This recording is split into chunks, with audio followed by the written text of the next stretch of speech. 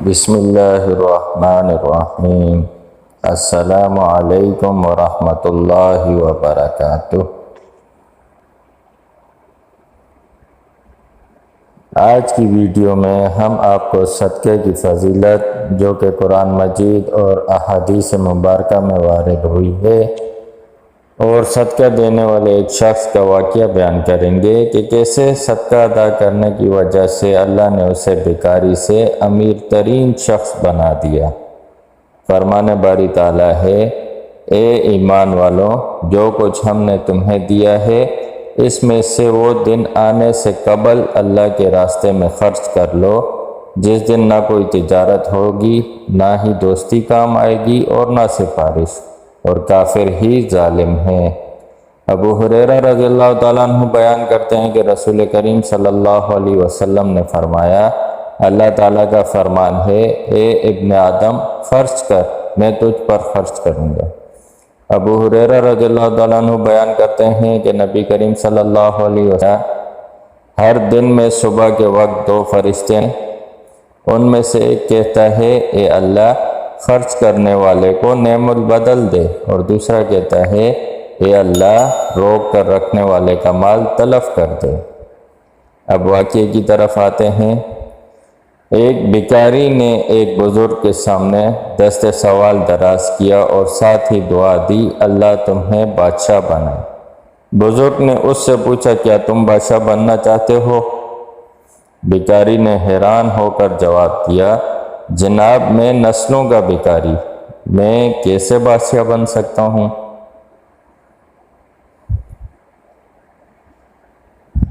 بزرگ نے کہا، چلو ہم ایک تجربہ کرتے ہیں، میں تمہیں بادشاہ بنانے میں کامیاب ہو گیا تو تم مجھے حج کرواؤ گے، اور میں اگر ناکام ہو گیا تو میں پوری زندگی تمہاری کفالت کروں گا۔ بھکاری مان گیا۔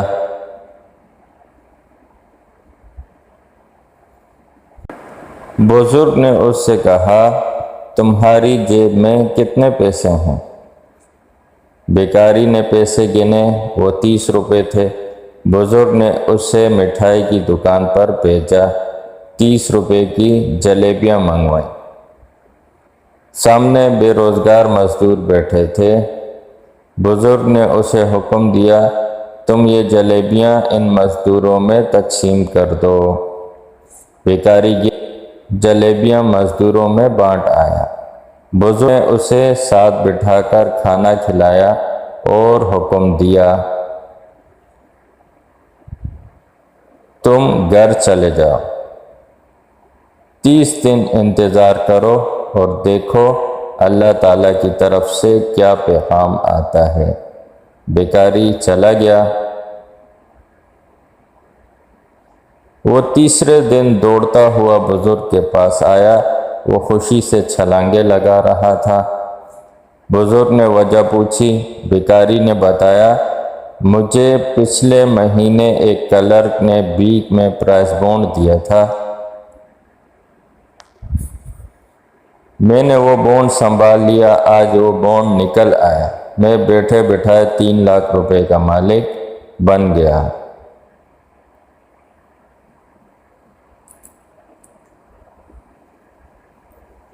بزرگ مسکرائے اور اس سے کہا، یہ بونڈ تمہارا نہیں، اس کا مالک وہ ہے جس نے تمہیں یہ بونڈ دیا تھا، تم بونڈ کے مالک کو تلاش کرو، یہ رقم اسے واپس کر دو اور انتظار کرو اللہ کی طرف سے کیا پیغام آتا ہے۔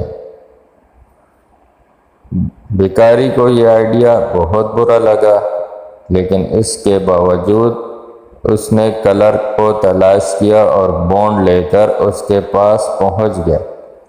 کلرک بھکاری کی ایمانداری پر حیران رہ گیا۔ وہ بھکاری کے ساتھ دفتر سے نکلا، ڈی سی آفس گیا، وہاں کنسٹرکشن کمپنی رجسٹر کرائی۔ بھکاری کو 50 لاکھ حصے دار بنایا اور سرکاری ٹھیکے لینا شروع کر دیے۔ وہ دونوں مل کر کام کرتے تھے، کلرک ٹھیکہ لیتا تھا اور بھکاری کام کرواتا تھا۔ یہ کمپنی مزدوروں کو 3 وقت کا کھانا دیتی تھی۔ کمپنی چل پڑی، کلر بیکاری دونوں امیر ہو گئے۔ یہ دونوں بزرگ کو ہر سال حج پر بھجواتے تھے اور شام کے وقت بیکاریوں کو روک کر انہیں بادشاہ بننے کا نسخہ بتاتے تھے۔ یہ کمپنی آج بھی قائم ہے۔ اس میں اب کلرک اور بیکاری کے بچے کام کرتے ہیں۔ یہ کمپنی 30 روپے کے صدقے سے شروع ہوئی۔ یہ اب تک درجنوں لوگوں کو بادشاہوں جیسی زندگی دے چکی ہے۔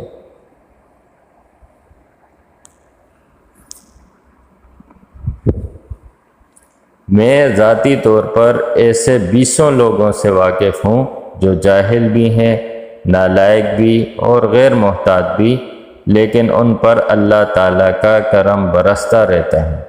میں نے جب بھی تحقیق کی، مجھے اس کرم کے پیچھے ہمیشہ صدقہ اور خیرات ملی۔ یہ دل کے سخی اور ہاتھ کے کھلے ہیں۔ میں نے ایک اور چیز کی، انسان اگر صدقہ کرے اور ساتھ ہی عاجزی اختیار کر لے تو دولت بھی ملتی ہے اور عزت بھی، کیونکہ جس طرح خوشحالی کا تعلق صدقے سے ہے، بالکل اسی طرح عزت عاجزی سے وابستہ ہے۔ آپ جتنا جھکتے جاتے ہیں، آپ کی عزت میں اتنا ہی اضافہ ہوتا جاتا ہے۔ تو مل کر دعا کریں کہ اللہ عز و جل ہمیں بھی صدقہ خیرات ادا کرنے کی توفیق عطا فرماتے رہیں، آمین یا رب العالمین۔ امید ہے کہ ویڈیو آپ کو پسند آئی ہوگی، تو زیادہ سے زیادہ شیئر کریں تاکہ دیگر مسلمان بھائی بہنوں کا بھی بھلا ہو سکے۔ جزاک اللہ۔